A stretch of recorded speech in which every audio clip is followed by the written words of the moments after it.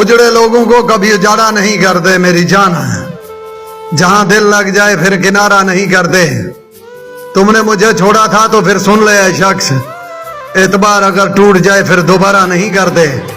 तूने संभाल के रखी हैं सभी निशानियां, लेकिन सहारे निशानियों के कभी गुजारा नहीं करते। मंजर तो सब हंसी थे अपनी मोहब्बत के, मगर मोहब्बत में किसी गैर की तरफ इशारा नहीं करते। ओए होए कमाल के अल्फाज है। कहता है कि जो भूल गए उन्हें याद क्या करना मेरी जान, अब गैरों से फरियाद क्या करना। जिन्हें कदर है मेरी वो समझेंगे मुझे, दूसरों के लिए खुद को बर्बाद क्या करना। कि मैं जिंदा हूं मगर जिंदा से दूर हूं मेरे दोस्त।